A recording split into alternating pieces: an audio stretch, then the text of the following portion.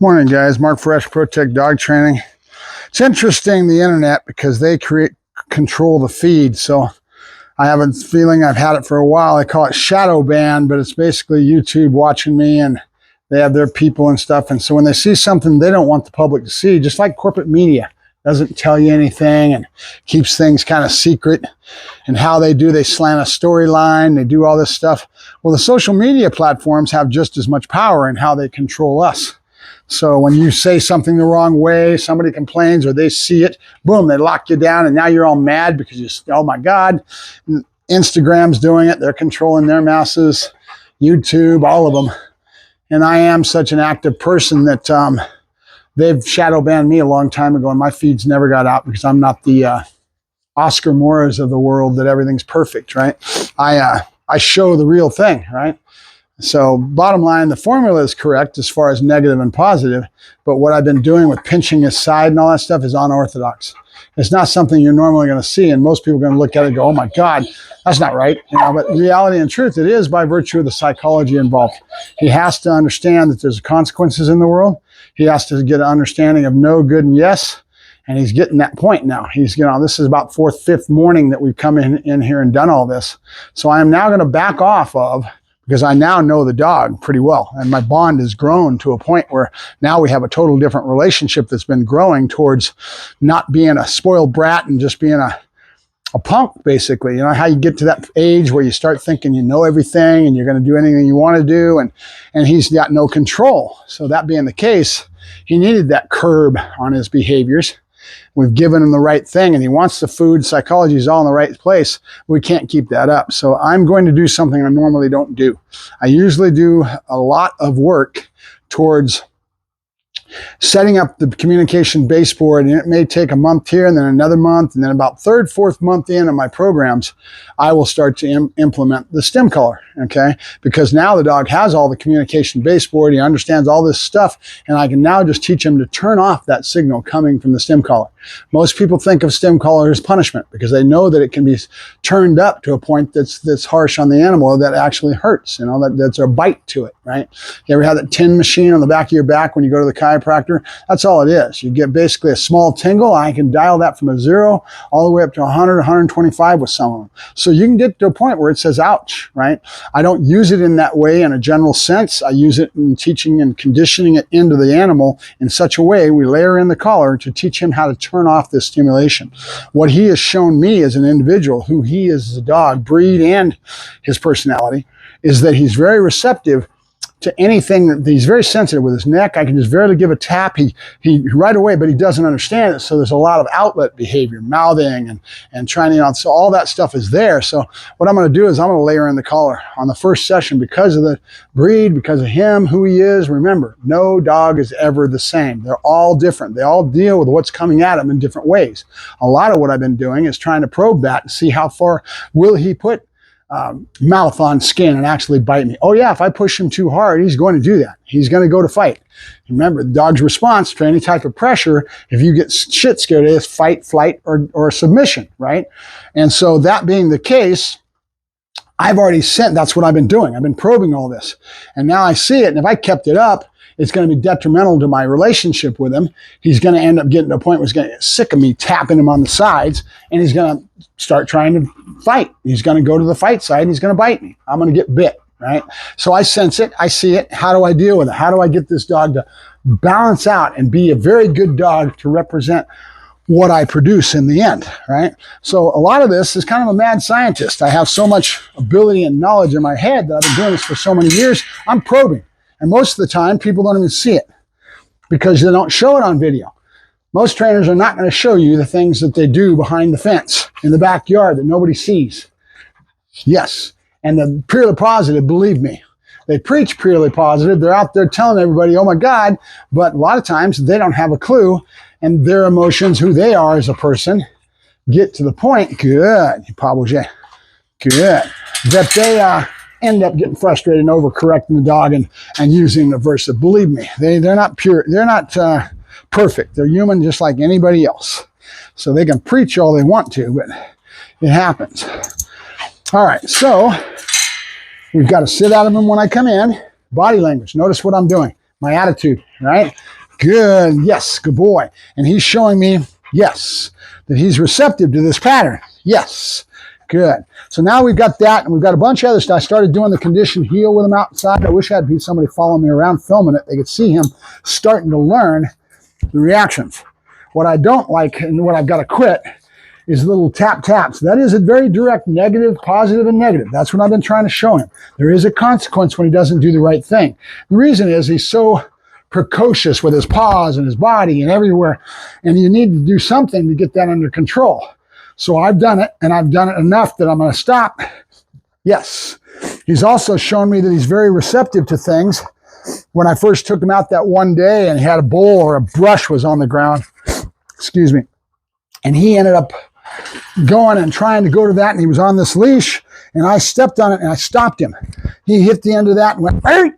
And right away he showed superstition on the other bowl minutes later, all from this.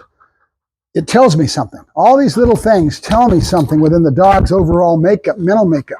It's a psychological. Where's the dog's concepts in his mind and how he deals with all this new stuff that's coming at him? Good. Remember, these are a very stout breed. I want to install this, and that's why I keep talking about things that are so important. It's not just heel, sit down, stay. There's a lot of kids, in fact, the people that I'm working with, this is a subcontract. They do nothing but luring, and people see it online and they think that's all great. But the dog doesn't really have any other things put on him, pressure-wise. All the dog knows is that when I have food in my face, I follow it. They even get to the point where they're showing it on video, and all they're doing is doing this. What? You going to do that for the rest of the dog's life, where you have food and you get him into down? He's got to do it without being told. Excuse me, without having that guidance, that crutch. Okay? That's what we start with to get the dog to follow the lure. But as time goes along, we got to get this dog to work without any of these little cues, without body language, without all that, right? He's got to know what he's supposed to do, yes, in the right way. So when I get done, this dog is going to be totally mentally balanced and have all this in his lexicon. Now we're going to hit some challenges. When we go out in public, I have a feeling he's going to wind up real heavy. So I need a lot of dogs. I need an environment, doggy park, whatever it is, to get him through that phase too. And it's very natural for this dog. I keep talking about dogs' hardwiring. When these working dogs, they've been bred for a job, their hardwiring is very intense where they're going. When his nose goes and he's into sniffing, he's oblivious of everything going on around him. When he gets into any of this, where his hardwiring is there, that's why I'm using avoidance and escape. I haven't even really started with a program of avoidance and escape. I've been growing our relationship and making him realize there's consequences involved in his actions. Instead of letting him just roll over the top of me and do what he wants to do with this behavior all over the place, right? All right, and I didn't give him a command, but it doesn't matter. I'm yakking at the screen this morning because I want you guys to try to understand it. I mean, I'm not going to put any much out public-wise. I'm going to show you the finished product because the public doesn't understand. They can't conceive of what I'm doing. A lot of what I'm doing in the last 4 or 5 days is growing my relationship and figuring out what's going to work best for him. And I'm putting pressure like that little tap, tap, tap. That's pressure, right? And he's going, what the hell is this? Nope. But there's a direct 2 and 2 always adds up to 4. So the math is always going to be correct as far as my consistency and pattern. But I've got what I need out of that. I now know where the dog's head's at because he's experienced that pressure. And I've seen how he's going to deal with it. That's what I care about. Again, it's not just heel, sit down, stay. It's where's the dog's head at in the work. With me. Good boy. Good. There you go. Good boy. Nope. Come on. Yeah. Good boy. Nope. Good boy. That's not his fault. But if you notice, he knows that no marker now. And that's what we're looking for. He knows when I say no, that's the no marker. Come on. Come on. Come on. Nope. Come on. Come on. So I basically woke up his brain enough that I can now go to the next level. I've layered in that first attitude of what's going on, and now I can get down back to some heel, sit down, stay, some applications of just behavior, right? Again, where is the dog's head at in the work? In other words, his mental, his psychology, and how he deals with the world. How does he deal with me coming at him, right? A lot of that, yep, good. And now you notice down, the dog has got a different mental attitude. He's not just being a precocious brat, being that young adolescent punk. you know, because he didn't have any control from his owner. And he's just maturing into himself with a hard wiring of who he is, but he has no guidance and no channel towards what we're trying to produce and with where his brain is at in the work, right? That's what's important. So I'll do things like you see me doing here, pinching that jowl, all that I started in the beginning. He was going, what the fuck are you doing with me? And he didn't like it. He didn't take to it very well. And now we've got that relationship dynamic to a point that he's understanding and he cares about me enough because I give him good things and we got our bond built up. No. Good. That's our boy. Good. Good. Okay, so we're teaching him right now, don't put your mouth on me. Sit. Good. And I've got to stop the downing and mix it up. So, good. Nope. Good. Good. Good. Because he does have the DOW down.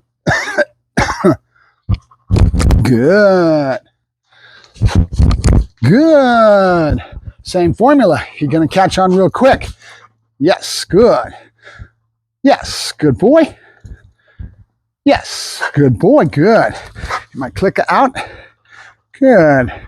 What I care about more than anything right now is a lot of this jumping away from it. Good. Good. Bullet. Nope. Good. Bullet. Good. Same thing. Your name means something's going to happen, right? Nope. Good. Bullet. Yep. Good. There you go. So we want to get that concept across to him a lot more in our working patterns. So he starts to really concentrate on the fact when he hears his name, something's coming. It could be stay. Good. As much as bullet. Nope. See, he anticipates. And that's all very natural. So now we got to work him through this. No. Come on, let's go. Good. Before he came in, it was all about him and what he wants and what he was doing and how he was rolling over his owners. Good. Bullet. Good. See the pause? Nope. Good. Bullet. Good. So I'm trying to reaffirm to him that bullet means something's coming. Bullet. Good. And then when he least expects it, bullet. Yep. Good. There you go. So, and we're going to take that concept out into the real world as far as his conditioned heel, all kinds of things. He's got to learn to take his brain from one's place, from hearing his name, into right away knowing something's coming. You're not going to break him out of his hard wiring and his instincts. Meaning, when he's into smelling something, he's into another dog, he's whatever he goes to in his hard wiring of who he is as an animal is very keen, very heavy because of the breed. These dogos have not been washed out by American breeding yet.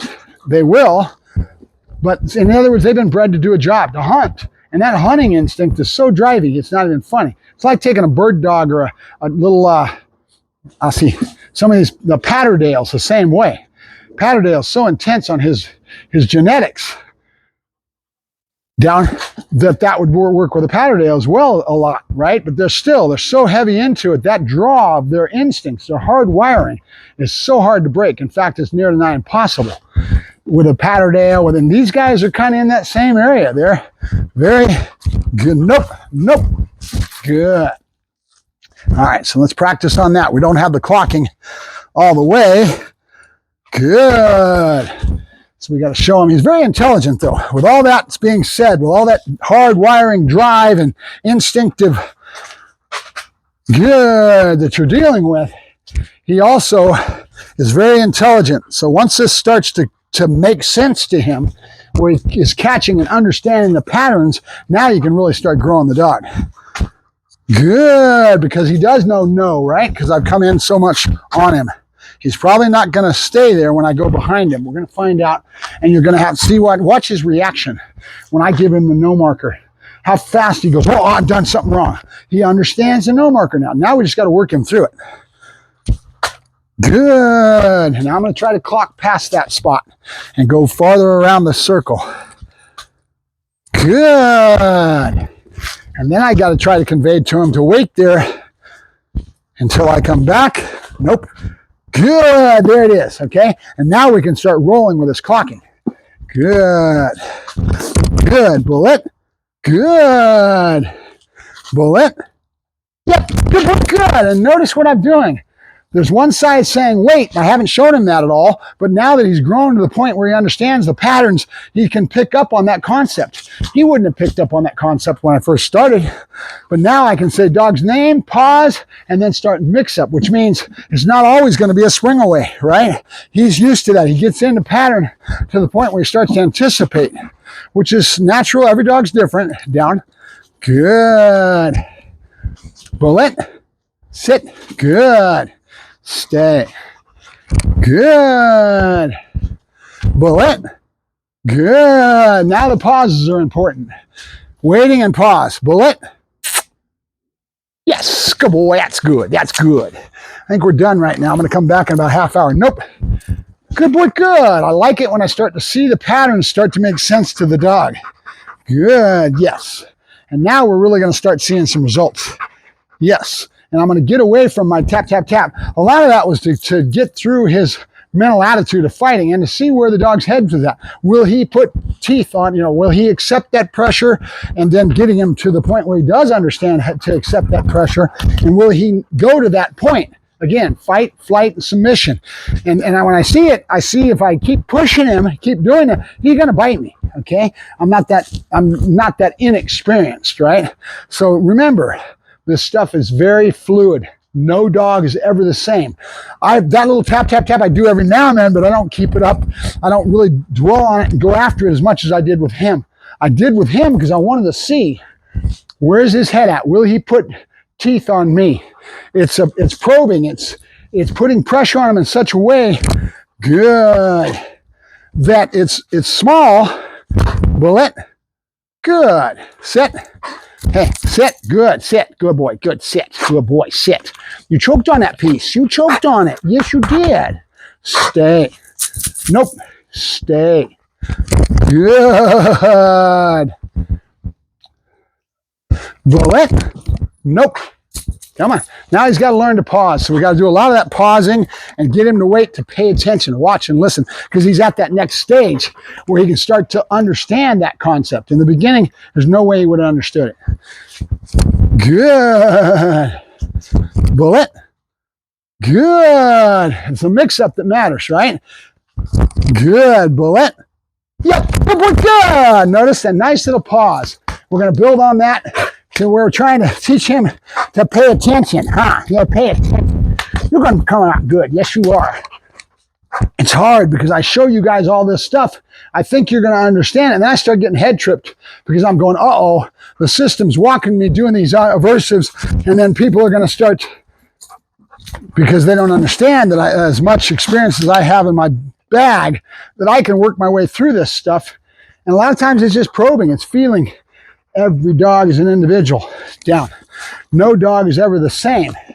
The same formulas as far as learning theory and how I build no, good, and yes are all relative. The same formulas that I do with most dogs, and what I'm after is to teach them to listen. Good. Bullet. Sit. Good boy. Good. Yes. Good. And if you don't notice it, but I feel it, there's a nice distinct pause in between each time I do something. I'm going to play on that a lot lately, and so I really get him to be keen about listening. Hear my name, I got to pay attention, I got to listen. Why is that important? It's important because Bullet's breed type and his hard wiring, who he is, will take him to a place that I can't get through if I don't condition the dog properly, right? And then you put all this pressure on the dog, and if he doesn't understand, it's confusing to him. It's not fair to the animal, right? So you got to build properly. You got to understand what you're doing. Like right away, I see that this tap, tap, tap is going to end up being counterproductive at some point. But it has produced what I want. I wanted to make sure he understood that there are consequences in the world.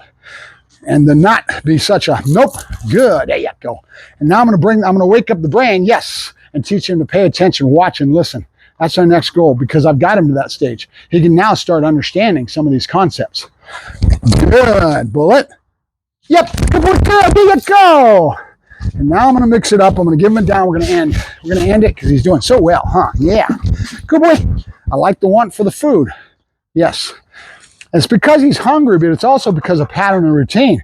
He starts wanting it, wanting it, wanting it. Good boy. Good. Conditioning, right? Good boy. Good. Bullet. Down. Oh, you silly. Now that was a mistake that could have got me bit, but he didn't show me any negative in his behavior, but I know better. See how my face was right in his? Bullet. Down. Good. Good. I'll start conditioning speed on that. Yep. Good boy. Good. Good boy. Good. Bullet. Good. A lot of work in this pause stuff. Bullet. Yes. Good boy. Good. Bullet. Nope. Come on. Yes. Good boy. There you go. Good boy. Good. And I'll be accenting that a lot in the next few sessions, is learning with a pause that something's coming, teaching him to pay attention. Because when he gets into that hard wiring, chasing after the rabbit or the cat and these are very, very strong, chasing after the squirrel, right? This is a hunting breed that his brain goes into that, and it will be all encompassing, and you'll never get his brain to wake up and pay attention to you when that is out there. Just no way. He's got a hunting breed that just, and same thing with Buddha. When I worked with him, I went more to classic avoidance and escape type of work. And it's important with these guys because you're getting through a drive state that's just intense. Same thing with those Patterdales, or any type of breed like that is so hardwired to go after something like that. They make for a great working dog, but you've got to understand it. And it's not a couch potato. It's not a dog. Same thing with these guys, like the Dutch Shepherds and these guys. Not a dog for the layman. Not a dog for somebody that doesn't understand. He's not a couch potato. He's not a pet. He's a working dog. Can I get him to be a pet? Sure. But you will satisfy his psychological needs a lot more if you give him a distinct job, which means right now, good. Pay attention to me, right? Bullet. Good. See what he's learning this morning? He's learning it's not always going to be a down. Bullet. Good. There you go. And dog's name first. And we're at a spot he can start to understand this concept. If we didn't go through the work we've gone through so far, he wouldn't understand the concept. Good boy. Good. Bullet. Good. Bullet. Down. No. Down. Good. Okay, so he's not ready to do that little smop. But when I start expecting it after a little while, I'll keep working on it, and you'll start to get that little pop. We'll work on that, and then paying attention, listening, and watching for what's coming next, and then contextually along those lines. And that's the key right now with him. Watch what I get. I get a dog to be very snappy and have his head in the right place in the work. That's what's important. It's not just heel, sit down, stay. So many of these trainers, you see them on video and all they're doing is luring the dog, and people don't understand the full concepts, especially with these working dogs, that I want so much more in their demeanor, how they carry themselves, how they deal with the world. So much more important. Good boy. Good. There you go. To get his head in the right spot. Not that it was in the wrong spot. He didn't have any training. But that's me versus another trainer or a newbie, a kid that's out there, and they think that the behavior is everything, right? And then they give the dog back to the owner, and the owner's got the little luring. The owner's happy because they don't understand. They have no idea of what criteria. My criteria is higher. So they can get away with bullshitting the customer and having less criteria, right? And the customer doesn't know the difference because they're going to a trainer to be educated, to be taught. Sit. Good. There you go. Good. Good. Bullet. Down. Go. No, down. Come on. Oh, look at you. Look at you. See where his head's going? That's what I care about. Where's his head at? Right? He's not able to handle that. He's looking at you like you're nuts. But if I do it with the luring, watch this. Look at the difference in my body language. Down. See it? Okay, I can do that all day, all year long, but I want them to do it without having that help. So we got to phase that out. Right? Where's the trainer's criteria? How much do they expect out of their training programs? And I'm trying to say that mine is a little higher. Right? I expect more, but then what happens is that the dog goes home with the owner. Down. Good. And the dog may not, the owner doesn't have the same desires, the same wants of perfection and how high and what I'm trying to get out of the animal. They go into their lifestyle and it gets pissed away. And over years doing this, I've learned just to let that go. Do my job, have fun working the dog, and then learn and grow. Every dog's teaching me something. This dog is teaching me something with how he reacts to things, how he deals with what I'm putting on him.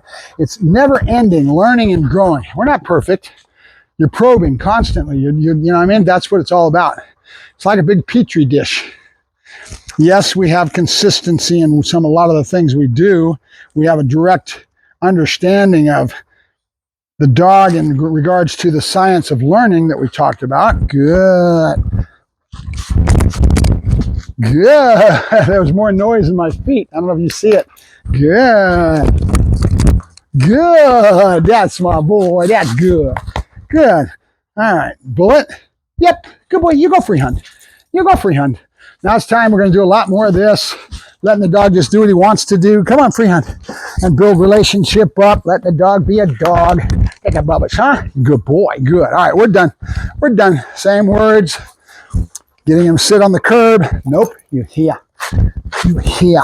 Good. Sit. Sit. Good. That's my boy. Good. There you go. All right. Mark Ferrasci, Protect Dog Training, signing off with Bullet. All right, Bullet. Let's put you in a kennel. Come on. Yep. You go. Yep. Good boy. Good. There you go. Good boy. Now I'm going to take this off because I made a mistake last night. I left it on, and we don't like it irritating. You need to get off your neck so it can breathe and not have any problems, huh? Get a little rest. And we all have times we make mistakes, and I forgot to take his pinch collar off last night. So you only leave a pinch collar on for 4 hours max at a time. And the reason for that is because these are designed the way they are and that we use them the way we should, is up high and tight near the dog's neck. And I want that because I have a lot more finesse in my ability to work the tool, right? But with that being said, the dog, you shouldn't leave it on loose because you're not wanting to slap him in the neck as you do a pop. It should be tight and then it pivots. That's how the tool works. All right, I don't want to get into my yakking. I'll get offline here. Mark Ferrasci, Protect Dog Training with Buddha, who's doing very good. I'm glad been sleeping on him. Oops, that was not good. That was not good, huh? Talk to you later.